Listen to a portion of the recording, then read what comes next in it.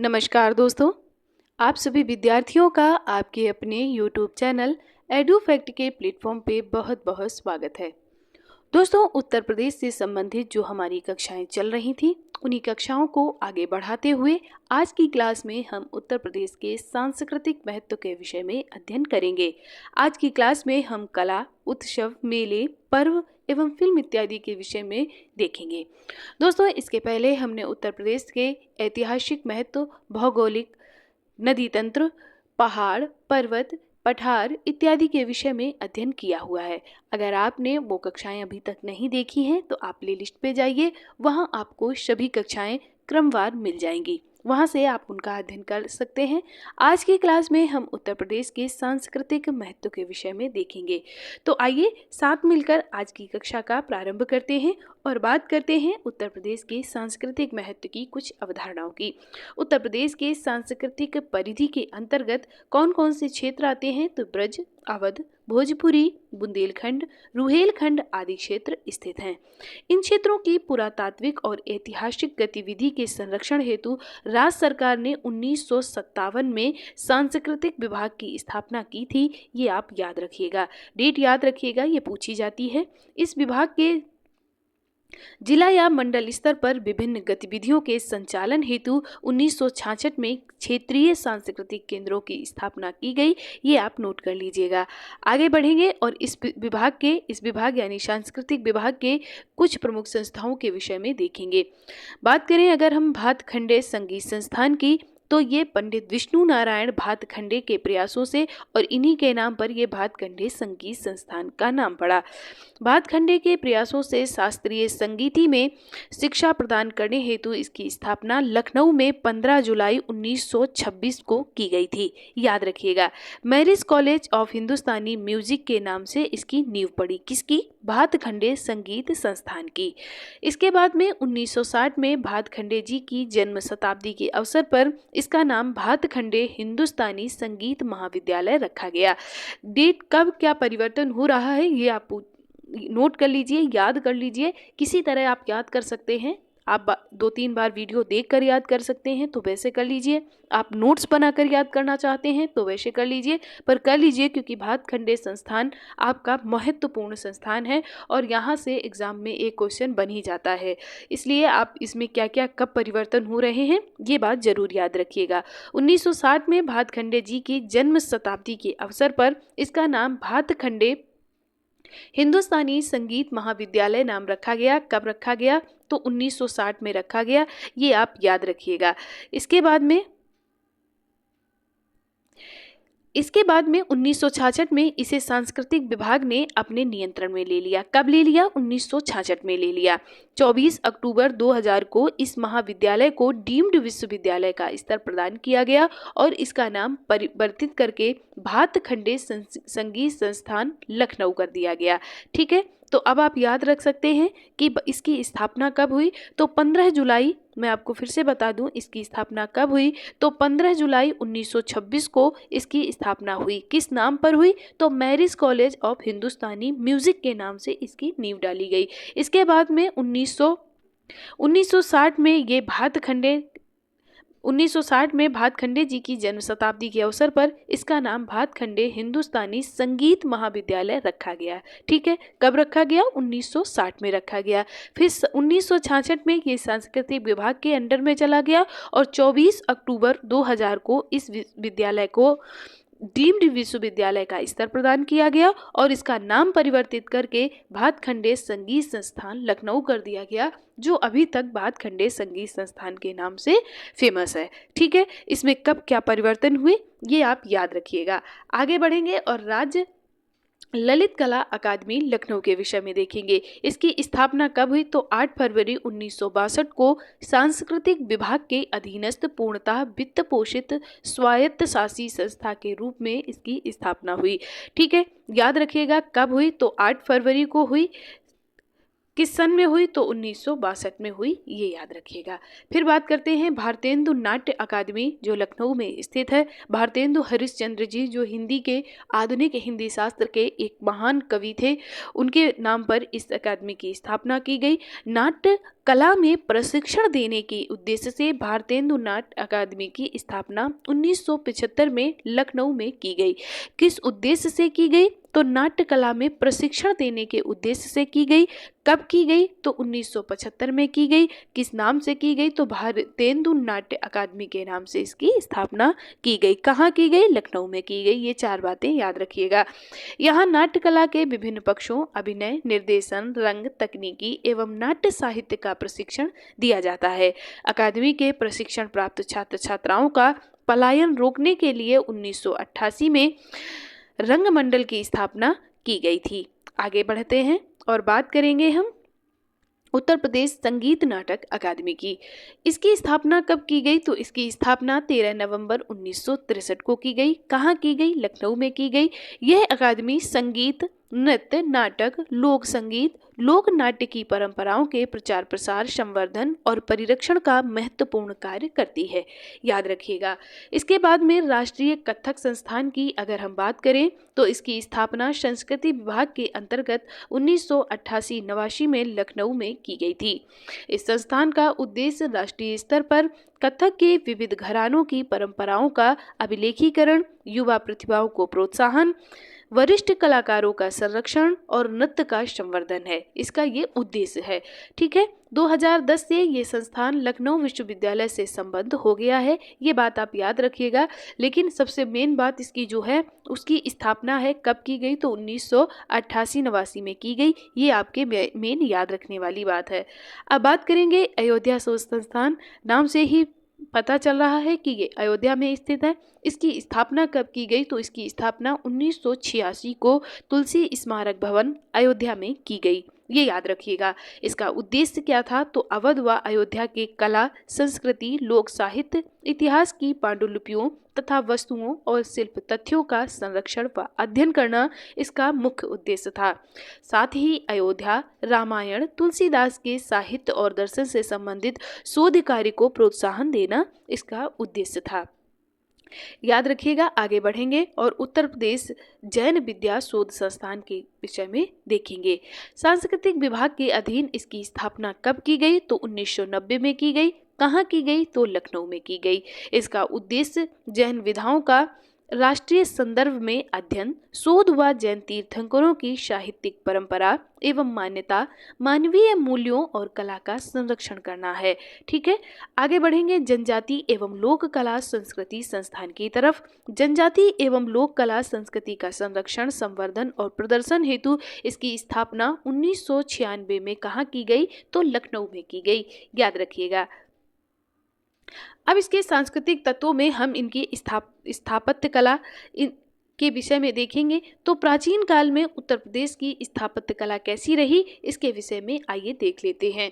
प्रदेश में स्थापत्य कला के प्राचीनतम अवशेष मौर्यकालीन हैं, यानी मौर्य काल से संबंधित हमें प्राचीन काल के कुछ स्थापत्य कला मिले हैं। कहाँ मिले हैं, उत्तर प्रदेश में, जिनका निर्माण चुनार के बलुआ पत्थरों से हुआ है। इस काल के प्रमुख अवशेष शिला स्तंभ एवं स्तूप हैं, याद रखिएगा। ये पूछा जाता है, सिर्फ यहीं से यही क्वेश्चन बनता है कि प्राचीन काल में यानी मौर्यकालीन जानकारी का मुख्य स्रोत क्या है, तो आप बताइएगा कि स्तंभ एवं स्तूप हैं, जिसमें सारनाथ का सिंह स्तंभ मौर्यकालीन कला का सर्वोत्कृष्ट नमूना माना जाता है। मथुरा के परखम, बोरादा के और अन्य स्थानों से यक्षों एवं यक्षिणियों की विशाल प्रतिमाएं मिली हैं, जो कि अशोककालीन हैं, ये याद रखिएगा। कुषाण काल में मथुरा कला शैली अपने चरमोत्कर्ष पर पहुंच गई थी। ठीक है, यहाँ के जैन तीर्थंकरों, अनेक हिंदू देवी देवताओं की अनेक प्रतिमाएं बुद्ध तथा आज भी लखनऊ, वाराणसी, प्रयागराज और मथुरा के संग्रहालय में सुरक्षित हैं। मंदिर निर्माण कला का विकास गुप्त काल में हुआ था, ये क्वेश्चन याद रखिएगा। इस समय के मंदिरों में देवगढ़ का मंदिर कहाँ है, तो झांसी में है। हमने उत्तर प्रदेश के प्रमुख मंदिरों के विषय में एक वीडियो आपको दिया है, आपने अगर वो नहीं देखा है तो आपको वो भी प्लेलिस्ट पे मिल जाएगा। वहाँ से आपको उत्तर प्रदेश में प्रमुख मंदिर कौन से हैं कहाँ पर है, किस धर्म से संबंधित है, वो आप वहाँ से देख के अध्ययन कर सकते हैं। झांसी में है का पत्थर निर्मित मंदिर तथा भीतरगांव कानपुर, ये बहुत फेमस है। ये एकमात्र ईंटों का निर्मित मंदिर है। भीतरी गाजीपुर के ईंट निर्मित मंदिर विशेष रूप से जाने जाते हैं। कला की मथुरा शैली तथा सारनाथ शैली दोनों में गुप्त काल में अधिक निखार आया। यानी मथुरा शैली और सारनाथ शैली में गुप्त काल में दोनों शैलियों में निखार आया का मतलब है कि दोनों शैलियों का खूब प्रचार प्रसार हुआ और खूब इसमें स्थापत्य कला का निर्माण हुआ। इस काल में मृत्तिका द्वारा निर्मित कलात्मक मूर्तियों के कुछ उत्कृष्ट नमूने राजघाट यानी वाराणसी, सहेत महेत गोंडा बहराइच, भीतरगांव कानपुर, ऐछत्र बरेली आदि स्थानों में मिलते हैं। ठीक है, आगे बढ़ते हैं। अब मध्यकाल की स्थापत्य कला के विषय में देख लेते हैं, जो कि हमारे उत्तर प्रदेश से संबंधित है। मध्यकाल के शुरू में जौनपुर के सरकी शासकों के संरक्षण में स्थापत्य कला की सरकी शैली का विकास हुआ। जौनपुर की स्थापना किसने की थी, तो याद रखिएगा कि फिरोज शाह तुगलक ने अपने चचेरे भाई जौना खां यानी जो मोहम्मद बिन तुगलक के नाम से प्रसिद्ध था और मोहम्मद बिन तुगलक के नाम से जिसने शासन किया था दिल्ली पर, उसी के नाम पर जौनपुर नगर की स्थापना फिरोज शाह तुगलक ने की थी। याद रखिएगा, क्योंकि मोहम्मद बिन जो तुगलक था उसका जो उपनाम था वो जौना खां था और उसी जौना खां के नाम पर जौनपुर नगर की स्थापना फिरोज शाह तुगलक ने की थी। यहाँ के निर्माणों में अटाला मस्जिद, खाली मुखल झंझरी और लाल दरवाजा मुख्य हैं। इब्राहिम सरकी द्वारा 1408 ईस्वी में निर्मित कराई गई अटाला मस्जिद जौनपुर के अन्य मस्जिदों के निर्माण के लिए आदर्श है। ठीक है, बाबर ने अयोध्या और संभल में मस्जिदें बनवाई। अकबर और शाहजहां के समय प्रदेश में स्थापत्य कला का अद्वितीय विकास हुआ। ठीक है, और शाहजहां को तो स्थापत्य का राजकुमार भी कहा जाता है, याद रखिएगा। इन दोनों के निर्माणों में फतेहपुर सीकरी नगर, आगरा का किला, उसमें स्थित इमारतें, सिकंदरा में अकबर का किला तथा आगरा का ताजमहल आदि मुख्य हैं। सिकंदरा में ही अकबर का मकबरा भी बना हुआ है। इस काल की प्रमुख विशेषताएं हैं लाल बलुआ पत्थर एवं संगमरमर का उपयोग, चिकने और रंग बिरंगे फर्श पर महीन पच्चीकारी तथा जड़ाऊ काम। शाहजहां के काल में अकबर द्वारा लाल बलुआ पत्थर से बनवाई गई अनेक इमारतों को तोड़कर फिर से संगमरमर का बनवाया गया। यानी जो अकबर ने इमारतें बनवाई थी उनको शाहजहां के समय में तोड़ दिया गया और फिर उनको संगमरमर से बनवाया गया। इनमें प्रमुख है दीवाने आम, दीवाने खास। शाहजहां द्वारा बनवाए गए ताजमहल का पूरा निर्माण मकराना के संगमरमर से हुआ है, जो कि स्थापत्य कला का अद्वितीय उदाहरण है। दीवाने आम और दीवाने खास ये आगरा के लाल किले में मौजूद है। आधुनिक काल के स्थापत्य कला के विषय में अगर हम देखें तो आधुनिक काल में प्रदेश के अवध के नवाबों एवं अंग्रेजों द्वारा अनेक निर्माण करवाए गए थे। अवध के नवाबों ने फैजाबाद तथा लखनऊ में अनेक निर्माण करवाए। लखनऊ की प्रमुख इमारतें इस प्रकार हैं। कौन कौन सी लखनऊ की इमारतें हैं? आसफुद्दौला का इमामबाड़ा, केसरबाग स्थित मकबरा, लाल बारादरी रेजिडेंसी, रूमी दरवाजा, छतर मस्जिद, मोती महल, केसरबाग स्थित महल, दिलकुशा उद्यान और सिकंदर बाग। ये याद रखिएगा, ये आपसे ये भी पूछ सकता है कि कौन सा कहाँ है। ठीक है, तो आप याद रखिएगा कि ये सभी चीज़ें यहाँ से लेकर यहाँ तक ये उत्तर प्रदेश में हैं। और उत्तर प्रदेश में भी अगर पूछा जाए कहाँ है तो आप बताइएगा कि लखनऊ में स्थित है, क्योंकि उत्तर प्रदेश से संबंधित जब क्वेश्चन बनेंगे तो यहाँ से आपका क्वेश्चन बन सकता है। लखनऊ की इमारतों की विशेषताएं इस प्रकार हैं। किस प्रकार हैं? द्वार का मकराकृति होना, स्वर्ण छतरी वाले गुम्मद, मेहराबदार बड़े कमरे, बाहर दरिया, तहखाने तथा भूल भुलैया आसफुद्दौला द्वारा बनवाए गए इमामबाड़े का मेहराबदार हाल विशुद्ध लखनऊ कला का नमूना माना जाता है। माना जाता है कि यह विश्व में अपने ढंग का सबसे बड़ा हॉल बना हुआ है। अंग्रेजों के समय प्रदेश में ज्यादातर स्कूलों, कॉलेजों, ऑफिसों, पुलों तथा अन्य उपयोगी इमारतों के निर्माण किए गए, जो कि कला की दृष्टि से नहीं बल्कि मजबूती और उपयोगिता की दृष्टि से बनाए गए। इनके भवनों में मुगल और ब्रिटिश स्थापत्य का समन्वय मिलता है। अब बात करें अगर हम चित्रकला की, तो चित्रकला एवं मूर्तिकला में प्रदेश के मिर्जापुर, सोनभद्र, मानिकपुर, होशंगाबाद, जोगीमारा, रायगढ़ आदि स्थलों की गुफाओं में प्राचीन शैल चित्रकारी के कुछ नमूने प्राप्त होते हैं। ये नमूने प्राचीन काल में चित्रकला के विकास के द्योतक माने जाते हैं। आगे बढ़ेंगे। मध्यकाल में प्रदेश की प्रमुख चित्रकला शैली मुगल शैली, आगरा शैली थी, जिसकी नींव हुमायूं द्वारा रखी गई थी। उसने फारस से मीर सैयद अली और ख्वाजा अबदुस्सम नामक चित्रकारों को अपने साथ भारत लाया था। ये क्वेश्चन याद रखिएगा। अब्दुस समद के चित्र गुलशन चित्रावली में संकलित हैं। ये क्वेश्चन याद रखिएगा। आगे बढ़ेंगे। और अकबर ने चित्रकारी के लिए एक अलग विभाग की स्थापना की थी। ये याद रखिएगा। आईने अकबरी में उपरोक्त दोनों चित्रकारों के अलावा 15 अन्य प्रसिद्ध चित्रकारों के नाम दिए गए हैं, जिनमें दशवंत, बसावन, महेश, लाल मुकुंद, सावलदास आदि मुख्य हैं।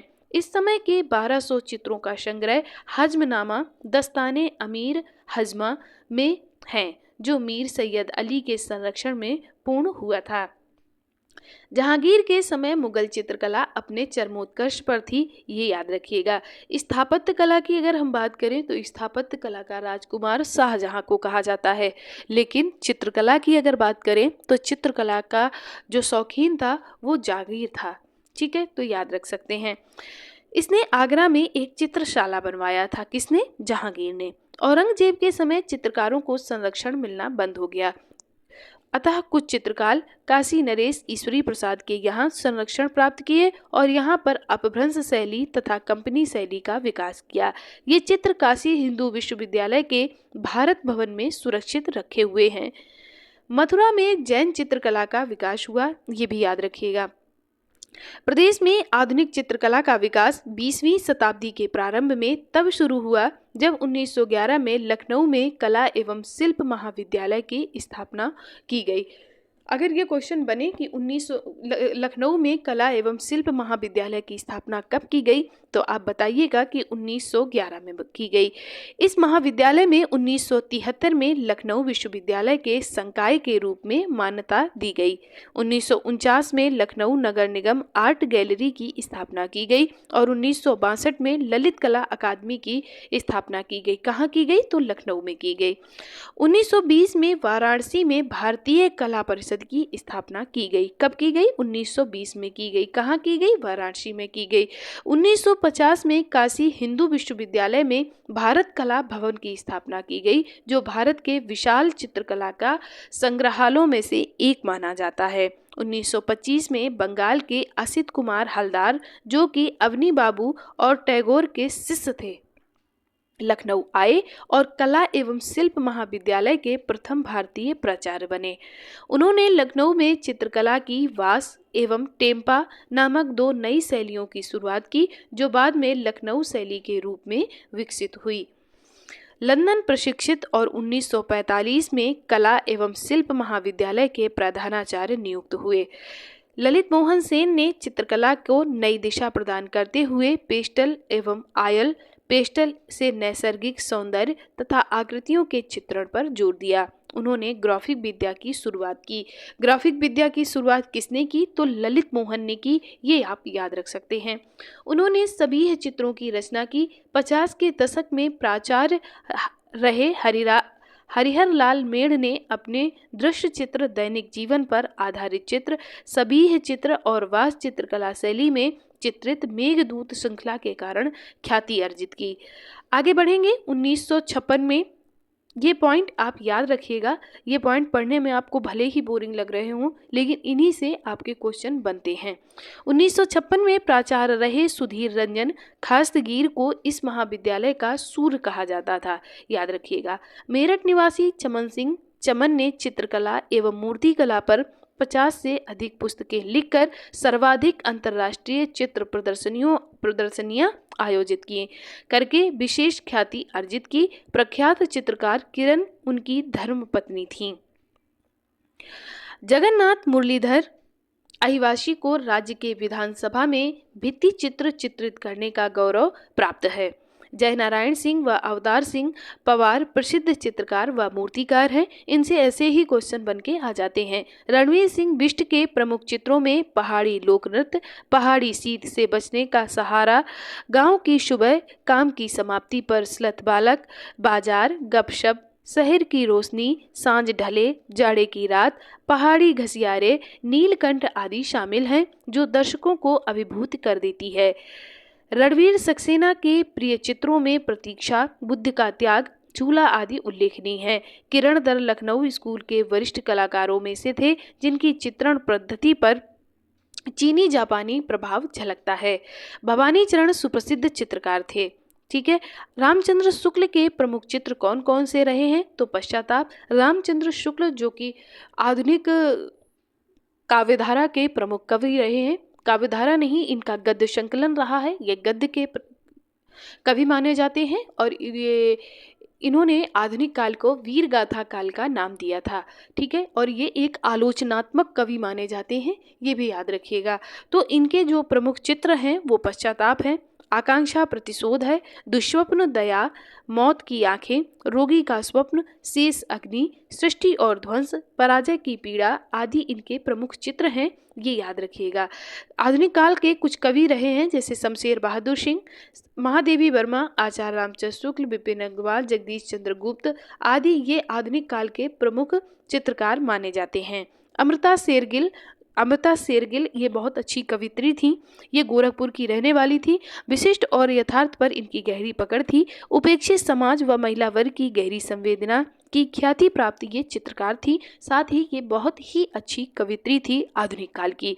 राज कपूर चितेरा ये प्रयागराज के थे। ने तेंदुलकर की 1500 फीट लंबी चित्रकला श्रृंखला बनाई है। विश्वनाथ मेहता ने के प्रसिद्ध चित्र प्यासा ऊंट, सोहाग बिंदी व सृष्टि आदि इनके प्रमुख चित्र हैं। सुहाग बिंदी नाम से एक गद्य भी लिखा गया है विश्वनाथ मेहता के द्वारा। सत्यम शिवम सुंदरम शिवनंदन नौटियाल का प्रसिद्ध चित्र है। महेंद्र नाथ सिंह ने कांगड़ा व काशी शैली पर काम किया है। नंदकिशोर शर्मा कालीन, ट्रे व चीनी मिट्टी के बर्तनों पर डिजाइन करने के लिए प्रसिद्ध थे। ठीक है। तो दोस्तों ये थी आज की आपकी चित्रकला की क्लास। इसमें हमने चित्रकला और साहित्य कला को देखा। साथ ही साथ हमने स्थापत्य कला के बारे में भी देखा कि उत्तर प्रदेश में किस काल में कहाँ पर कौन सी स्थापत्य कला प्रसिद्ध रही है। कल की क्लास में हम उत्तर प्रदेश में संगीत कला के विषय में अध्ययन करेंगे। ठीक है। आज की क्लास आपको कैसी लगी ये आप हमें कमेंट करके बताएं।